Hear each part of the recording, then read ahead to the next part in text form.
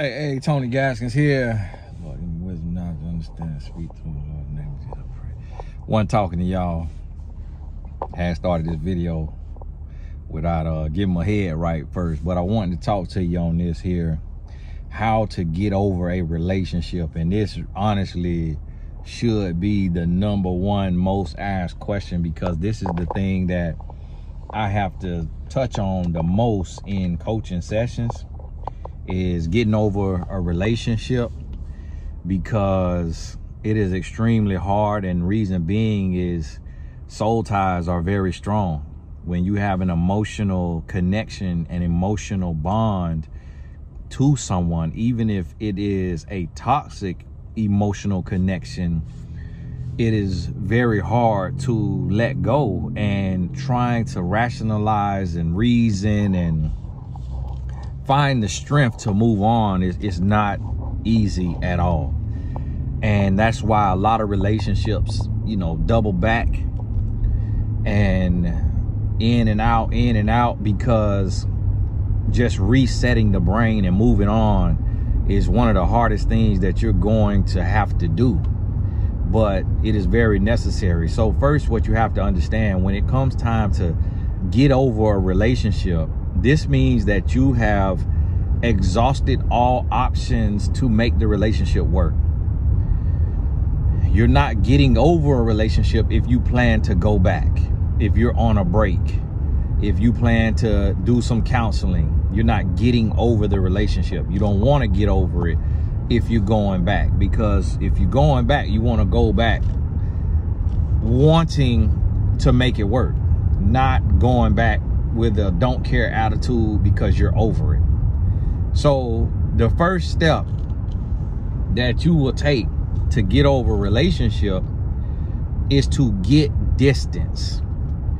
And getting distance means you have to cut ties from the person. You can't say you're getting over a relationship and you're still talking at all. Every day, every other day, once a week. You have to let them go completely. Let the person go completely. And that's step 1, is getting distance, cutting communication. But then there is step 1A, and that is getting distance from mutual friends and family, especially their friends and their family. You gotta get distance from them, because although they aren't that person, if you're talking to them, it's gonna remind you of the person that you're dealing with, and they're gonna be carrying information. They're gonna take and tell them about you, tell you about them. And even if it's just a little subtle sentence, hey, I seen such and such today and they're not doing so good. And if they don't say nothing else, that sentence triggers you, traps you, trips you, and you right back in the struggle. So you gotta cut off the person's, if it's their mother that you talking to, their father, their brother, their sister, their best friend, because one of the things that somebody who don't want you to get over them, they will sick their mom on you, or they'll sick somebody on you to say, hey, reach out to them, reach out to them, check on them. Because they know when you hear from that person that is close to them, or that they know that's gonna strengthen that soul tie. So you may have to have a closure conversation, with that person and say, hey, I apologize. You've been great to me. You're a great person. It's nothing against you. It's just that I need space. I need distance to heal. This hurts me as bad as it's hurting you, but I need this space and this time to heal.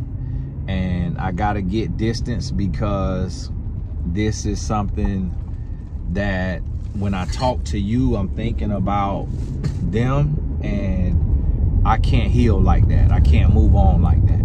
And so you let them know that, and you get that distance. Step 2 is to get help. What this means is you want to do 4 a minimum of 4 counseling or coaching sessions. The difference between counseling and coaching is counseling will be with a certified, licensed professional who has tools to help you get over a relationship. Coaching may also be that individual, that same type of individual, or someone without like a state license or anything. They have a passion for this. They may or may not be gifted at this. They may have most likely personal experience that has led them to being a relationship coach. And this person does not use treatment plans unless they created it themselves. But there's not going to be any labels in coaching. No labels, no diagnosis or anything like that. And probably won't be really in counseling either. It's just different people you work with. Certain, like a doctor or certain levels may be able to label, you know, diagnose or prescribe medicine if needed. That's different. That's when you're dealing with a doctor. But in coaching, it's gonna be also, the coach may say, hey, you should start a nonprofit organization and can help you name it, help you form it. A counselor is not going to do all of that unless he or she is also a coach, and then they take the counseling hat off so that they don't get audited or get in trouble, and then they help you as a coach. So on mymentor.life, my website, mymentor.life, not .com, not .lifecom, not mymentor.life, it's mymentor, mymentor.life, L-I-F-E. We got some coaches on there. You can use the filters on when you click hire a coach, select the filter, select relationship coaching, or it may have breakup or getting over a relationship or something like that. Select that, click apply, and it'll bring up the coaches, read their bios, look them in the eye, see who, you know, you feel, and then book that coach. I would say a minimum of 4 sessions, typically around 12 sessions. You pretty much good to kind of go on your own and then just check in as needed. But that's important to do. Get help. That's your step 2. Step 3, get new knowledge. Now this is your self-work.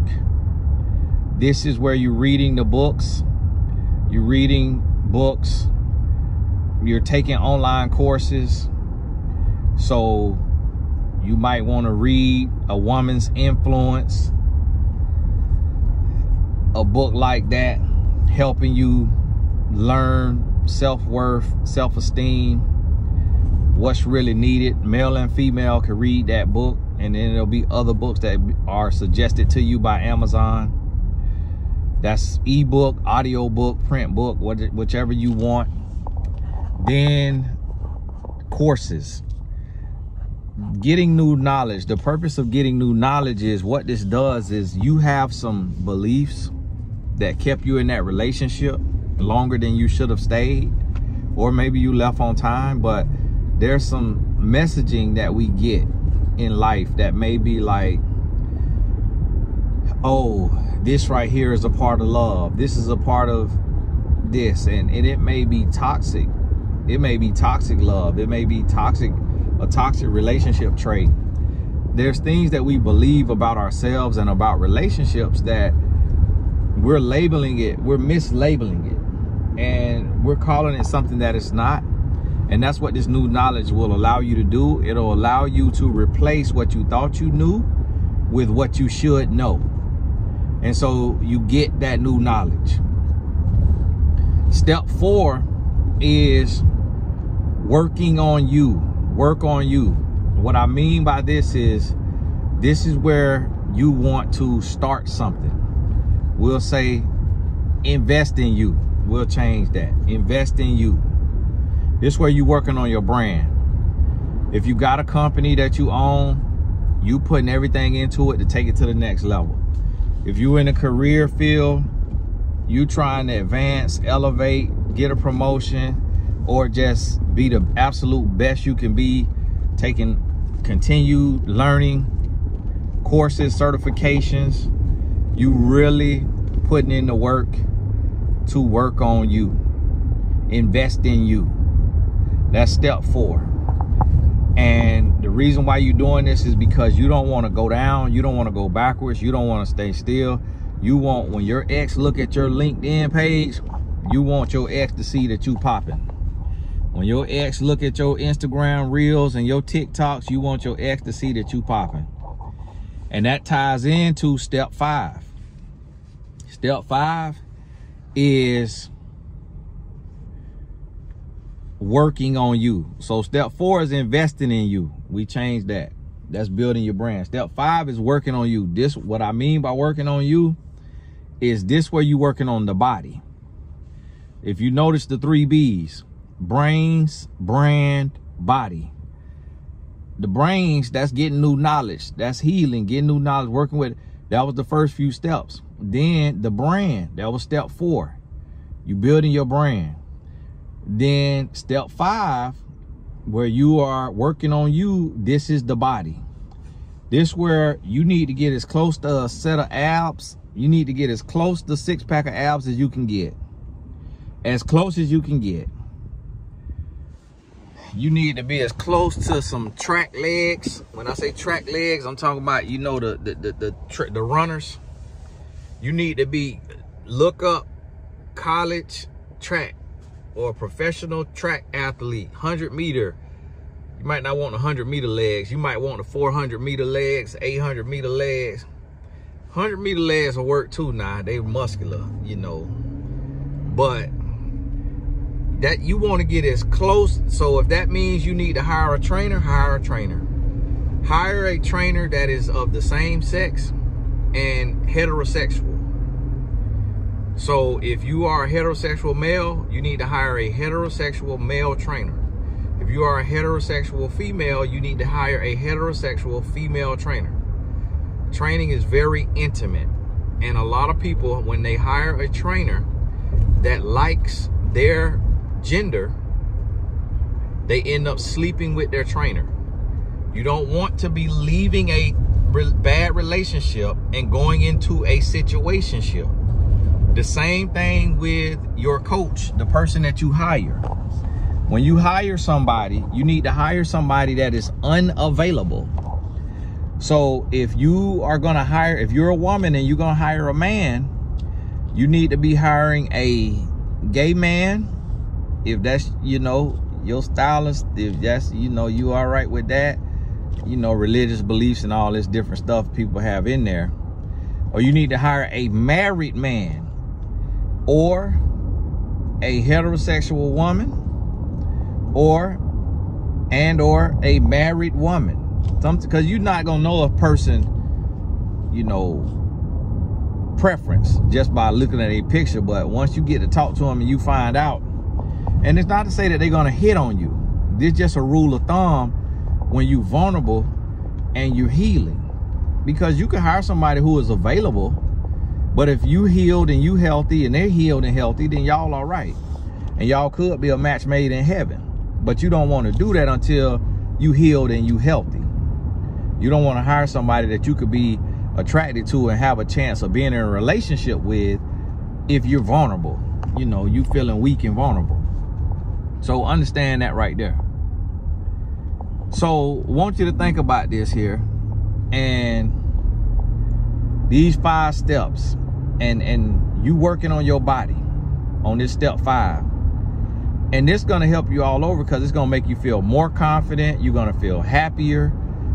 You're going to be just, you're going to feel amazing. And it's going to help you all over. So think about this.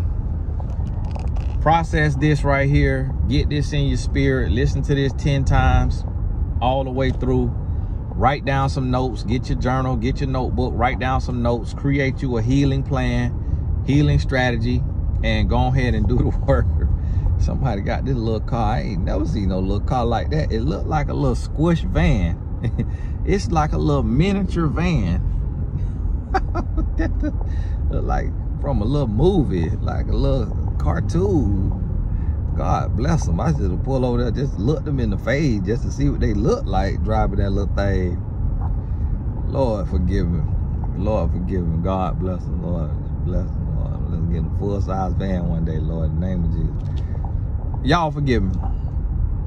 So, hey, another thing you could do now, if you cannot afford coaching, coaching is out your budget, $100, $150, you know, then make sure, even if it is in your budget, the growth group.